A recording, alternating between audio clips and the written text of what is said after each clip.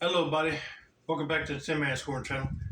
I'm your host, Jeffrey Tin Man Taylor, and today I'll be reacting to three scary, true dead of night horror stories for you all. I'm going to turn the lights off, move the camera up here for you guys, and let's get this reaction on the road and in the bag.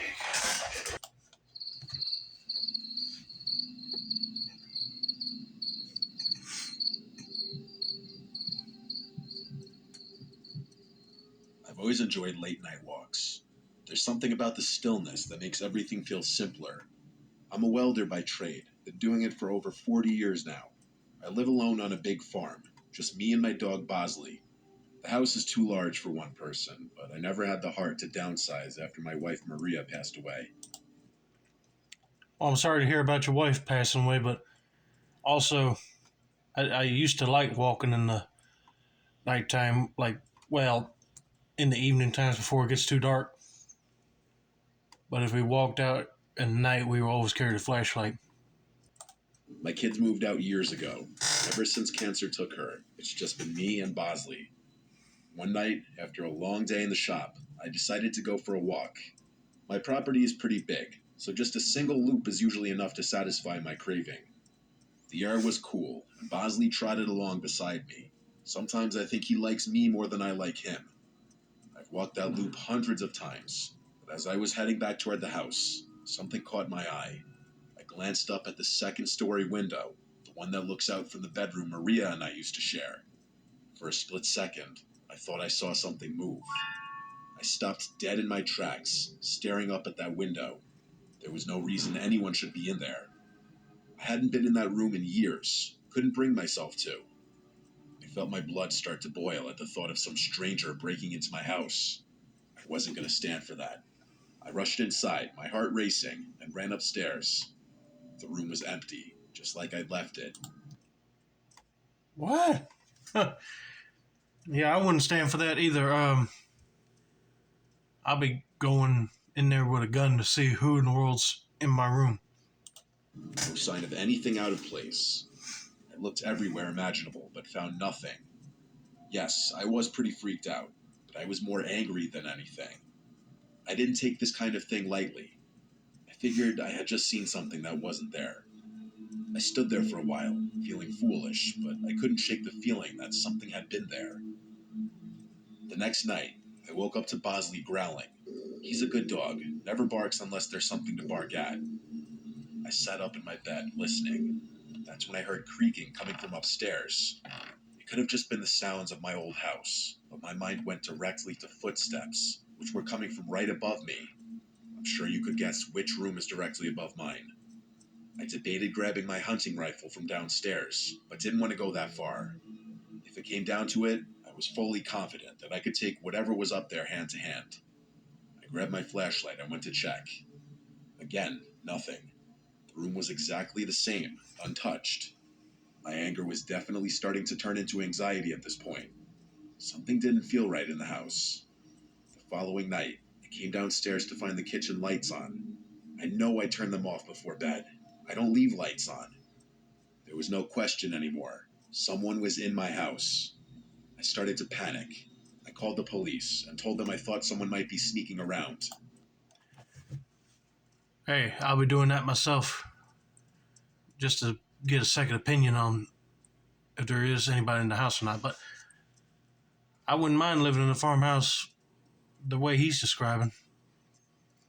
But yeah, if my wife died and I decide not to sleep in that master bedroom anymore, yeah, it would be kind of weird just hearing noises up in there and be like, somebody's either broken in or it's a ghost. But I don't know. Let's see. They came out, searched the house from top to bottom, but found nothing. They were nice about it, told me to call again if I needed them, but I could tell they didn't believe me. The next night was the worst by far. I couldn't sleep, so I decided to go upstairs and check the bedroom again. I don't know why. Maybe I thought it would settle my mind. But when I opened the door, I froze. There were clothes scattered all over the floor. Maria's clothes. I had packed them away after she died. Now they were everywhere. Something like this doesn't just happen randomly. And then I saw her. There was a woman standing in the doorway, just staring at me. I Oh, couldn't hey, see her no. face clearly, but I could tell she wasn't Maria. She was too short. I don't know who she was, but she didn't belong there. I had never been so afraid in my life. Without thinking, I ran at her. She turned and bolted down the stairs and out the front door. By the time I got outside, she was gone. I searched the property with Bosley, but there was no trace of her. I didn't sleep that night.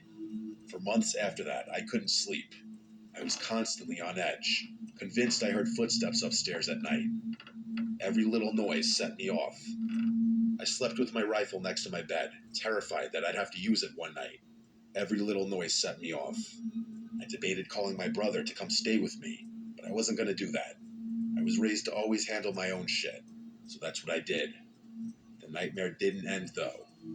One night, I was sitting in the living room when I noticed a figure standing in the yard, looking straight at me through the window. It was her again.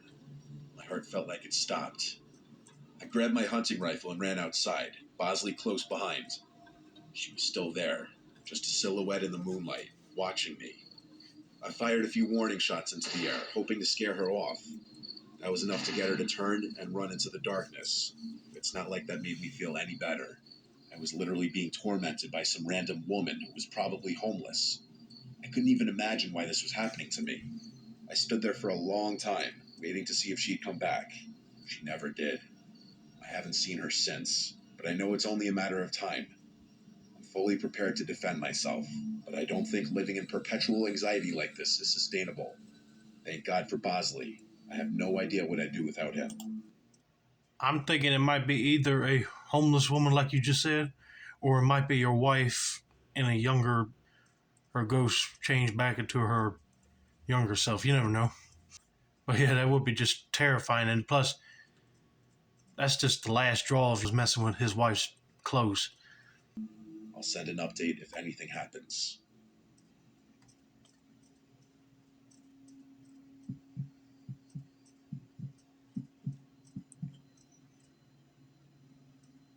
I work for a catering service, which means I'm on the road a lot, usually late at night. I spend most of my time lugging stuff from place to place in this massive truck the company makes me drive. It's not the worst job in the world, but the hours suck, and it's not at all what I thought I'd be doing with my life.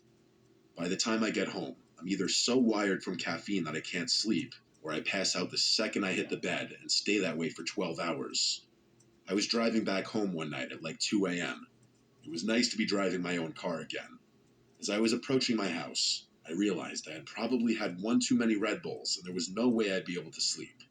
On top of that, I hadn't eaten in hours and I was starving. There's a McDonald's right off the highway about 10 minutes from my house. It's usually my first choice when it comes to late night snacks since it's just so convenient. I'm not even one to gorge myself on fast food. I just occasionally get this weird craving that only a handful of fries can satisfy. It's obviously 24/7, and I figured some comfort food would be the perfect thing to help me wind down. If I wanted to get like a late night supper, I'll go there myself. They got good fries. I don't remember exactly what time it was, but it was definitely after 2 by the time I pulled into the drive thru. There were a few cars ahead of me, which I was actually kind of surprised by. It's not like this McDonald's was a busy spot at 2 a.m. on a Tuesday. As I was sitting there impatiently, I found myself staring off into space, wondering what was taking so long. That's when I noticed something strange. There was an old, beat up Volkswagen with its windows tinted backed into a spot in the very corner of the lot. The McDonald's itself was only accepting drive thru orders at this hour, so it didn't make sense why there'd be a car in the lot. There were reserved spots on the other side for employees, so it couldn't have been one of them. I figured it was maybe just someone eating in their car, which it probably was. I myself did that from time to time, so I guess I couldn't judge. It's a It was possibility. just an odd sight, to be completely honest. I got my food and started driving away. I didn't want to go home just yet, but I also didn't want to just sit there idling my car. I began racking my brain, trying to think of a good place to scarf down the food. I live in a pretty lush area, so there's honestly a lot of options, but I didn't want to beat around the bush too much considering how late it was. There's a massive nature preserve literally down the street from my house. It's situated on a mountain and is essentially just an enormous forest. The kicker is that there's a scenic lookout point at the peak with a view of the city. There's a road that loops around the perimeter of the preserve and will take you right to the peak, which is nice during the day. After the preserve closes, though, the road is inaccessible to cars, but still a convenient path to get to the peak without having to walk through any woods. I used to go there with my friends from high school all the time. It was kind of a default spot when we wanted to be outside. We'd hang out, talk, smoke, or just appreciate the view. I actually hadn't been there in a while because I was just so busy working all the time, so I figured going there would deliver a much-needed nostalgia rush. When I got to the preserve parking area, it was completely empty. I say parking area because it wasn't a traditional parking lot with spaces for cars, but rather a big patch of gravel that veered off from one of the roads that ran past the preserve's border. Like I said, the actual preserve was closed, meaning I'd have to walk all the way up to the lookout spot from outside. Before I could even turn off the engine, I saw headlights pulling into the lot. That was unsettling enough on its own. Who else would be here at 2 a.m.? And then I realized what I was looking at. It was that same Volkswagen from the McDonald's parking lot. I was 100% certain of it. I parked a little ways away, and the engine cut off. I felt the unease start to pour in. What were the odds of that happening naturally? Like 1 in a million, buddy. I figured when he was saying that he was looking at this beat up Volkswagen at the McDonald's parking lot, that that guy was probably looking for an easy target to follow. And long and behold, he followed him. This ain't good, y'all. He might be a potential murderer or robber. So if you can, eat your food in the car, and then don't worry about that lookout point. Go there another time. Just get out of there, or call the cops to get that guy. Had they followed me? My window was partially rolled down, and as far as I could tell, there was no music coming from that car, or at least none that I could hear. After nothing happened for a good minute or so, my fear started to fade. They were probably doing the same thing I was, out for some fresh air or a smoke. It's a pretty popular spot for that kind of thing, but I was just so weirded out considering how late it was. I couldn't shake the feeling that something was off, even though I concluded that it was just one of those unexplainable coincidences. I sat there for a minute, debating if I should just go home. I didn't want to leave, but I didn't want to be alone either. I picked up my phone and FaceTimed one of my close friends who lived a few minutes away. I told myself that if he didn't pick up, I'd just eat my food in the car and drive home. He was actually awake, though, which I was a little surprised by. He said he had been up writing a paper. I convinced him to swing by and hang out for a bit. He was down. He said he'd be there in 10. While I waited, I kept my eyes on the Volkswagen. It still hadn't moved. I tried to shake it off, telling myself I was being paranoid. When Sebastian finally pulled into the lot, I felt a lot better. We both got out of our cars and began walking up the path. Before the parking lot fully receded from view, I shot a glance backwards. The Volkswagen was still there, but I saw all 4 doors open at once. 4 guys stepped out. They just stood there for a few seconds, looking at each other. They weren't even talking, just looking around at each other. It was freaky. I nudged Sebastian, who realized what I was looking at. Before they could see us, we continued walking up the path so that the lot was obstructed from view. Alarm bells were going off in my head, but Sebastian didn't seem that concerned. He told me they were probably just going out to smoke. We kept walking, and by the time we got to the top, the city view was enough to take my mind off things.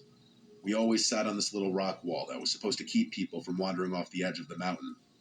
We sat there, eating and talking like we used to. Why am I getting the feeling that they got out of the car to go to their vehicles and like slash their tires and steal stuff from it? You know what I mean? They were just waiting for you to walk into the woods just so they can either do that or they're going to actually follow you guys in the woods. It was nice. Of course, that nice feeling didn't last very long. We heard the sound of talking and laughter quickly approaching us. We turned around to see 3 guys walking towards us, sharing what looked like a blunt. They were acting friendly enough, which definitely calmed my nerves a little. Instead of finding their own spot, though, they walked right up to us like they wanted to start a conversation. The The guy in the blunt was covered in tattoos and had a nose ring. He honestly looked pretty intimidating. He flashed half a smile before asking us if we wanted to smoke. We both said no, and one of the other guys laughed and called us pussies, to which Sebastian scoffed at. My curiosity got the better of me, and I blurted out a question about what they were doing at McDonald's. The guy holding the blunt dropped his smile instantly and narrowed his eyes, like he was caught off guard by my question. His two friends did the same, staring at us with cold expressions. They didn't say anything for an uncomfortably long time. That's when I remembered that there had been 4 guys in that car, not 3. One of them was missing. At that point, I was fully prepared to run. I knew Sebastian was thinking the same thing. Finally, the ringleader told us that he works nights and that he had just gotten off. He pulled his hoodie up to reveal a McDonald's uniform, I think because he knew we wouldn't have believed him otherwise. He then went on to say he came to the spot every day after work to smoke with his friends. While that definitely calmed me down a bit, something about this situation was terribly off. I could tell Sebastian felt the same. We decided it was time to go. As we started walking down the path, Sebastian stopped and pointed into the trees. I followed his gaze and saw the 4th guy, half hidden in the darkness. He was holding something, but I couldn't make out what it was. I felt my heart start racing. The moment he saw us looking, he started moving. That's when we ran. We bolted down the path, glancing back to see him chasing us with the 3 other guys close behind. My heart was pounding so hard I thought it would burst. I could hear their footsteps getting closer, but I didn't look back again. We finally made it to the parking lot, jumped into our cars, and floored it out of there. As I was speeding away, I could see those guys rushing to get in their car. I didn't feel comfortable driving home out of fear that I'd be leading them right to my house. I called Sebastian and told him we should meet back up on his street. We had a decent head start on them, and I don't think we were followed, but I wasn't taking any chances. When Sebastian and I met back up, we were still in shock about what the hell just happened. I don't know if they were trying to rob us or worse. I didn't know what to think. Sebastian showed me his phone and said he had snuck a picture of them while they weren't looking. He sent it to me, but I wasn't sure what to even do with it. I had off the next day, so I convinced Sebastian to come with me back to the McDonald's so we could at least report the employee. The next day, we approached a guy on the younger side in hopes that he'd listen to us. We showed him the picture and told him what happened, and his eyes widened. He told us something literally out of a horror movie. Apparently, that guy's girlfriend had also worked at that same McDonald's and had dumped him a few months ago. He didn't take it well and would harass her while she was working and stalk her after her shifts. He obviously got fired, but that didn't help. The police were involved shortly after, and there was a restraining order put in place. Apparently, he had been violating that restraining order because he was camping out in the parking lot. Sebastian and I were horrified. I have no idea why he'd decide to follow me, but it was clear that he was unhinged. I'm praying that the police catch him camping out in the parking lot, because then he'll actually be screwed. I just hope he doesn't recognize my car anywhere. It's only been a week, but I haven't been back to that McDonald's or the preserves since. Hopefully the police are able to do something, but that's out of my control. When they said the 3 guys just showed up at the preserve, I said, oh, okay. Them 3 go and stall, but if they start walking back to the cars, the 4th guy would nail them in the woods. And my theory was correct when they said they saw him in the woods, but chase him, and then the other 3 started following him. So my guess was they were going to kill him and then rob him or something like that. But then also to find out that when they go back to the McDonald's that the guy don't even work there no more. And he's still wearing a uniform. So he must have not turned in his uniform after he got fired. And then plus, that guy is really unhinged. He can't get over breaking up his girlfriend or with his girlfriend. I'd be like, dude, there's other fish in the sea. Come on. You don't have to get so wound up. But yeah, I hope that them cops were able to find that guy.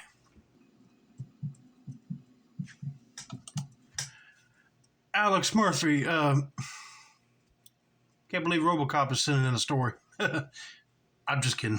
Never mind.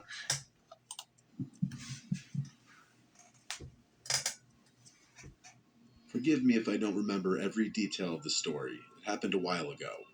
I grew up in Ardmore, Pennsylvania. Not much goes on around here, so finding things to do can be a challenge. In high school, A few friends and I would sneak into and explore old abandoned buildings.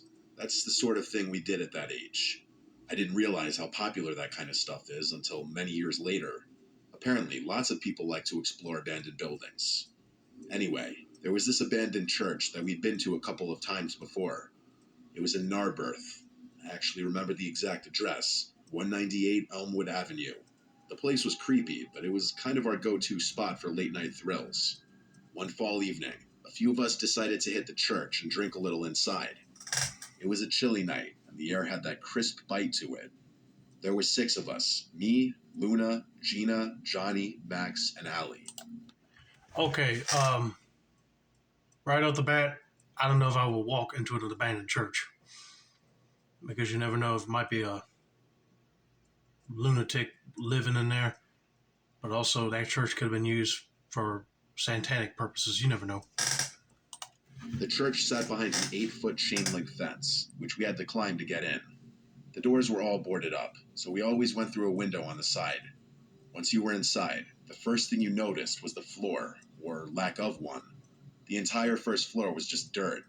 It looked like someone had ripped out the floorboards years ago, leaving only a hole in the center where a set of concrete stairs led down to the basement. That's where we always ended up, down in the basement. The basement had 3 rooms, but only one had a door. The other 2 just had door frames. The first room we went into was the largest. There wasn't much in it, just some old furniture, broken chairs, a busted couch. I remember having to shush Johnny like 12 times because he was a lightweight, and the tiny bit of alcohol he had was making him really loud and antsy. Being in such a big group was always a plus, though. I felt much safer knowing we had numbers. We messed around for a while, drinking and laughing like we usually did. We might have had a speaker playing music, but I don't fully remember. Out of nowhere, a door slammed. I literally jumped. That's how loud it was. We froze, staring at each other with concerned expressions. At first, I thought one of us had closed the door by accident, but no one was near it. Almost immediately, Luna, Gina, and Johnny made a break for it, sprinting up the stairs, leaving me, Max, and Allie behind. We were the fearless ones, and none of us wanted to leave just yet. My heart was definitely pounding, I fully admit that, but I wasn't going to let the wind freak me out. I figured you must got a bunch of scaredy cats in your group, but hey, they're scared. They wanted to go to somewhere that was safer. I could tell Max and Allie were thinking the same thing. I don't know if it was curiosity or stupidity, but we decided to investigate. After standing in silence for a few minutes, the 3 of us crept over to open the door that had slammed shut. Behind it was a small room, and the first thing I saw was a dresser. The mirror on top of it was cracked, and there were red stains smeared across the surface. At first, I thought it was old paint or something, but when I got closer, I realized something terrifying. It wasn't completely dry. The stains still had that sticky sheen to them, like whatever it was hadn't been there for long. I felt the hairs on my neck stand up, and I was having second thoughts about not leaving sooner. Oh, please don't tell me you just walked into a murder scene. Oh, my goodness. I'd be getting out quick and calling the cops to investigate. Someone, or dare I say something, had recently been in this room. Then I saw the picture. There was an old photo on top of the dresser, a black and white shot of a woman in a wedding dress. She was smiling, but there was something off about it. The whole thing gave me a bad feeling. I backed away, but just as I turned, we heard another noise. This time, it wasn't the door. It was coming from one of the other rooms. It was coming from the room we had just been in. That's when Max and Allie both decided they'd had enough. I wasn't going to argue with them. We grabbed our stuff and ran out of there as fast as You need to get out of there before you get shot. we could. When we climbed back over the fence and hit the pavement, none of us said a word. After jumping the fence, I turned around, and I could swear I saw the silhouette of a person standing in the open window. I still pray that by some minuscule chance my mind was just playing tricks on me, but I'll never know for sure. My friends and I never went back there together for as long as we remained friends. I've actually been back to that church myself, although it wasn't a church anymore. By the time I got around to checking it out again, it was completely demolished. I still have no idea what we saw that night. I'm just glad my friends were there to witness it with me. Had I been alone, I might doubt this whole thing even happened. If anyone wants to do some digging, go ahead. I was never able to find out anything online, but I wouldn't be surprised if that church has a history I don't know about. Okay, one, I am glad that you guys got out of there, and two,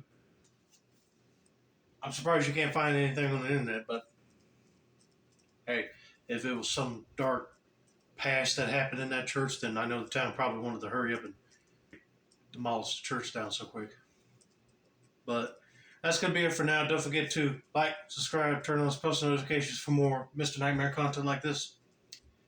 This has been another successful installment of the Tin Man's Corner channel. I'm your host, Jeffrey Tin Man Taylor, and I said that's a wrap, and have a nice day.